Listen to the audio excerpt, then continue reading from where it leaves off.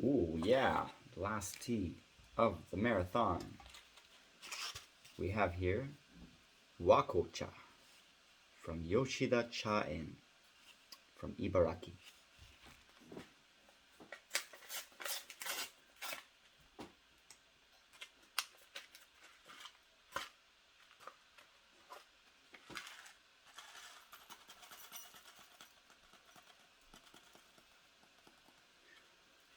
Okay, not a lot of tea in this bag,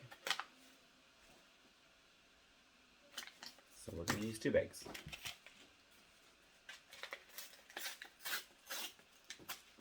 So we only get 1 shot.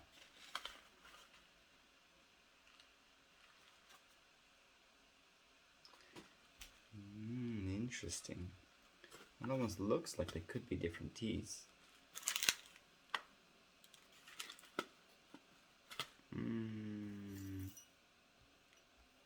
Okay. Maybe not. Maybe not. It's just there seem to be more buds in one pouch than the other.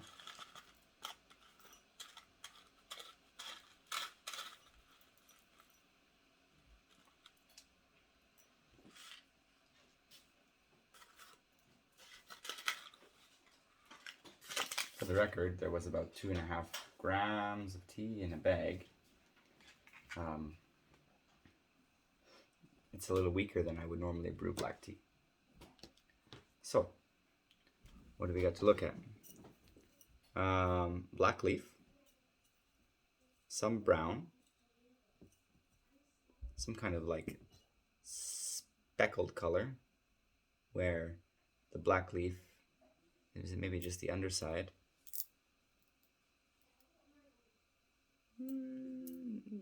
No, maybe not. Just maybe some parts of the leaf weren't. Maybe that it could be the pico, but I don't know. That doesn't really make sense to me. It shouldn't be. I guess that's the underside of the no. It's weird. That is an unusual thing to see. Okay, so some parts of the leaf they're like a khaki, sandy brown, and then the majority of the leaf is black or dark brown at the very least. They're mostly whole.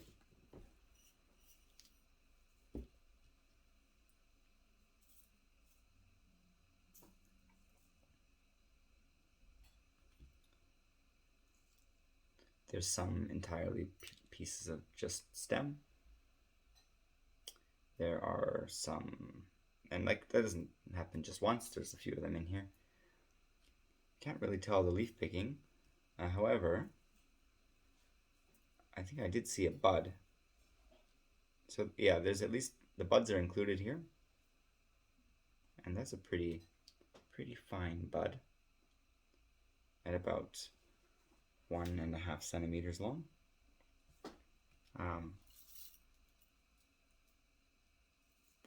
Looks like what you would get a little bit from like Yunnan, China, in terms of the rolling style and I guess the amount of pico you get kind of on an average. Well, there's not really any pico in here, but well, there is a little bit, 5% or 3 or 5%.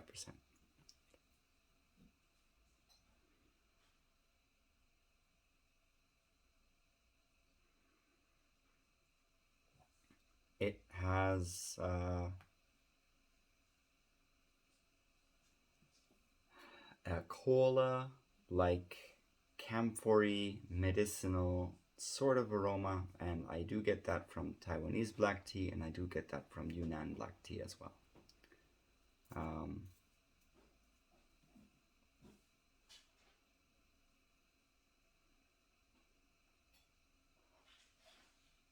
Yeah, like we have these cola gummy candies, and it kind of reminds me of the smell of those a little bit.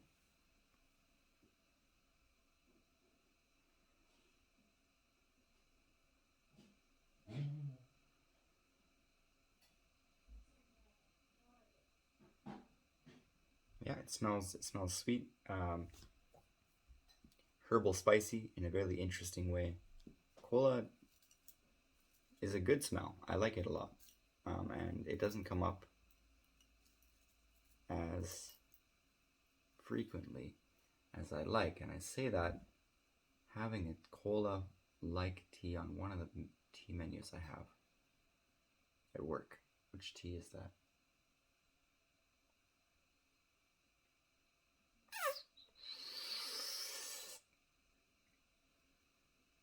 I can't remember now. I think it's a green tea. I thought that was a green tea that was coming from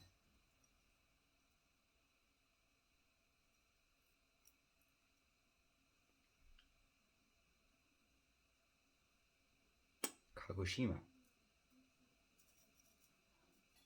Well, anyway, let's forget about that. I'm just wasting your time.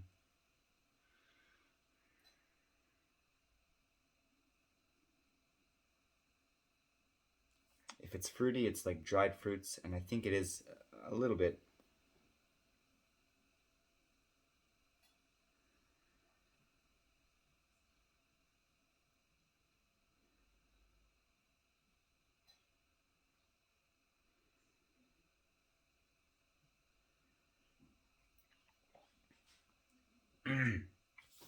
Apple shisha. There's a very shisha-like quality to this. And whenever I do have shisha, I usually get a flavor called double apple. And this reminds me of that. I think that's a good thing. All those aromas are pleasant. Cola, shisha, whatever else I said. I'm gonna hit this with boiling water in a second. This carafe was not that wet, so it's doing a lousy job holding these things on.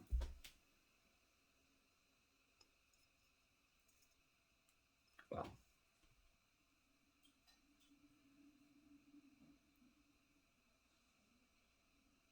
there is a beautiful scarlet red, smooth maltiness that comes from this. And I do have, I guess, some expectations of what this is going to feel like in the mouth, what this is going to taste like. When you have, if you went out just to buy like from a vending machine, or like an Asian market, if you went to buy like, I guess they would be called like royal milk tea, or like just like milk tea from a bottle. They have this sort of classic black tea flavor or aroma, and then they have, of course, the milkiness too. It smells very much like that to me. It smells like a milk tea. And yeah, I'll grab that water. Okay, this actually smells pretty unlike black tea when it's brewing like this. It reminds me more of oolong tea, like Phoenix oolong actually. Alexa, stop. It's like I don't know, it's something about there's a floral note that it has, which I kind of attribute to like an orchid jungle. That is like Okinawa has this orchid jungle that you can go in and visit. It's a pretty cool place. I can't remember the name of it, but I went there on my trip. That's not a note that I don't know if I ever had from black tea. And you know, this might not be completely oxidized. In fact, I kind of assume that it's not, for a couple of reasons. This leaf is still rather green looking, to the point where I would say it's, I mean, I'm sure I've been wrong plenty of times.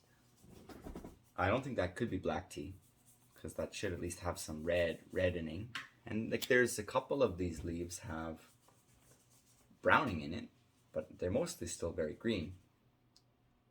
Also, this is a really light shade of like honey brown. This is like Darjeeling, more or less, in terms of the, I guess, in so many things. It's just that it doesn't have the buds like Darjeeling would have. Anyway.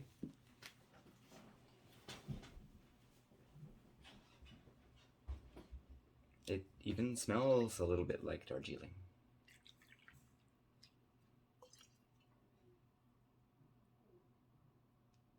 Vegetal.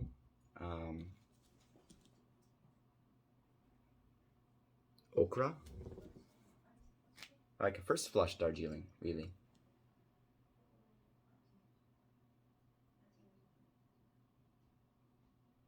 But because it doesn't have the buds in here, it doesn't smell dusty.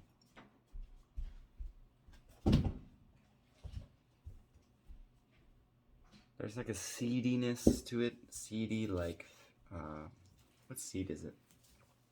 Is it like fennel seeds?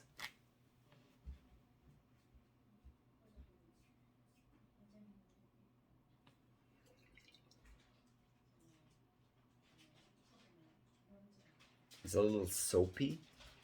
So like soapy, fennel seeds, maybe nigella seeds.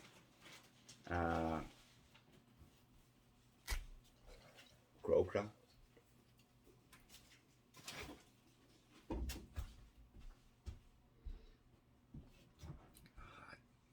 Candles.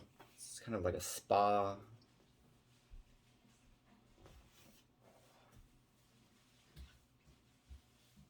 Like a massage parlor.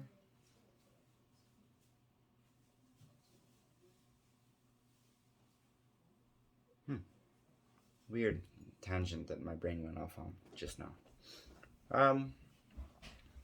Black tea. I guess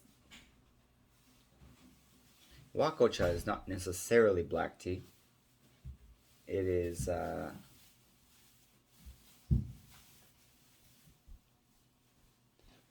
what does it say on the package? It says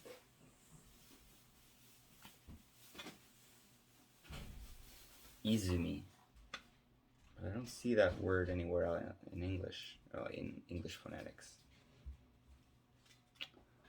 Guess I'll have to ask the wife. Yeah, Wakoucha means like foreign tea.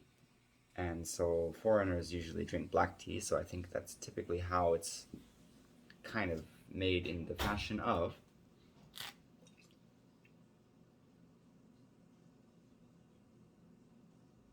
Okay, but this is very clearly not by the definition of black tea.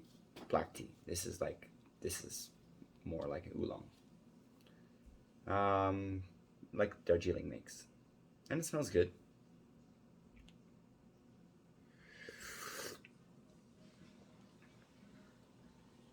Good mouthfeel. Pretty potent and heavy right away. There's like a little build up where sweetness starts to enter in.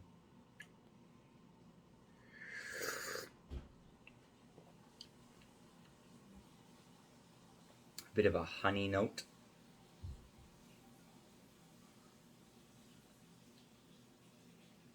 Again, like Darjeeling.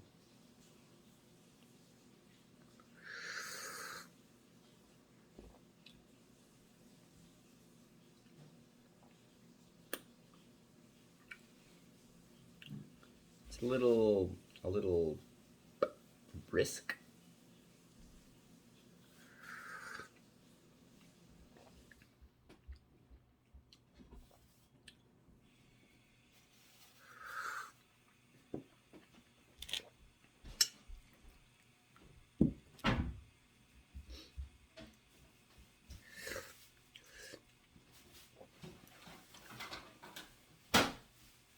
The oiliness is maybe the nicest part. There's lots of good things about it, but the mouthfeel and the richness that comes with that oily, slick kind of, yeah, the mouthfeel it's nice.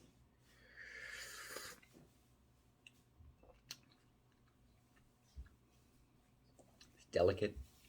It's fragrant. It's not the kind of tea that you'd put milk into or need to put sugar into. There's no bitterness. There's no astringency. Well, Very little astringency. There's not really any sour flavors.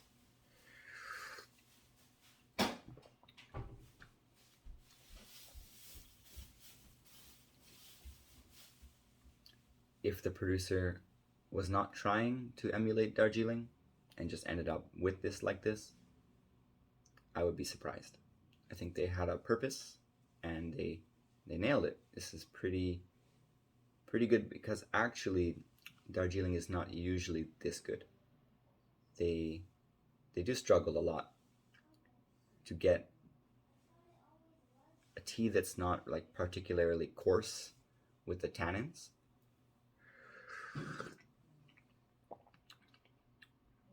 Where this is a lot smoother. It transitions, from beginning, middle, and end kind of nicely. Nicer than most Darjeelings. It has more potency. Yeah, just cleaner. I guess the cultivars may be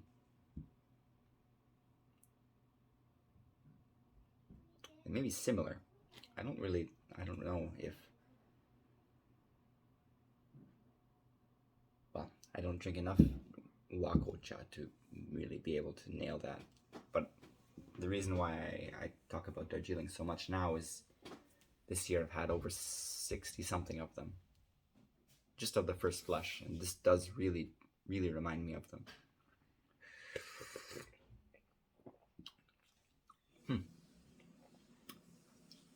Nice.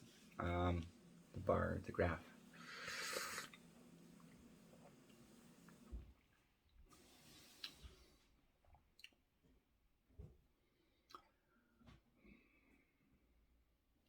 Finish is a 4 or 5.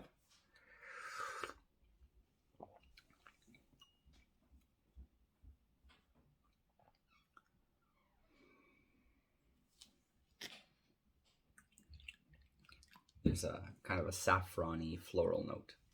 That's one thing I would mention.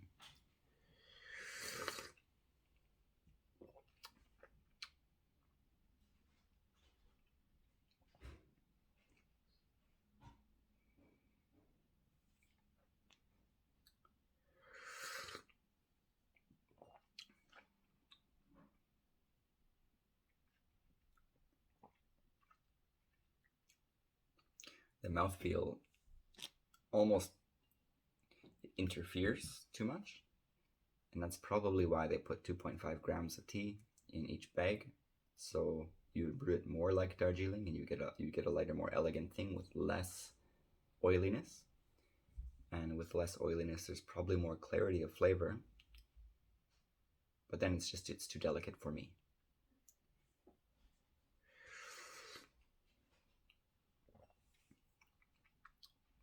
But I can see their reasoning.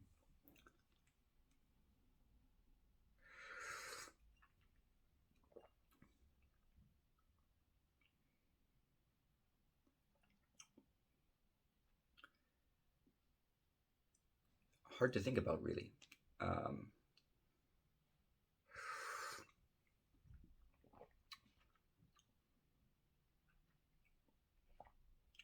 The aroma and concentration, they're like a 4 out of 10.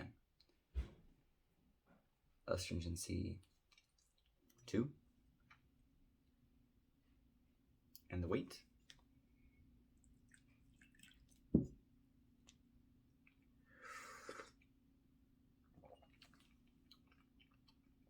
7, 8 maybe. There's a soapiness to it, if I didn't say that I'm thinking about as I drink it. It's like someone took hand soap and put it on my tongue without any of the gross parts of it.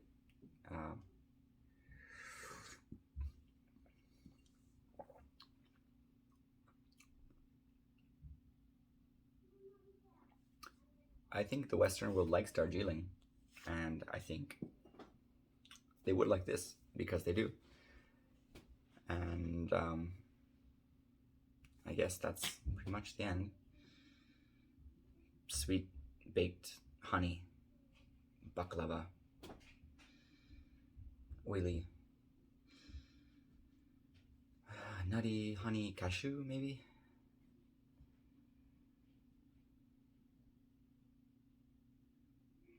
maybe that's all I get. Interesting last tea. Thanks for watching.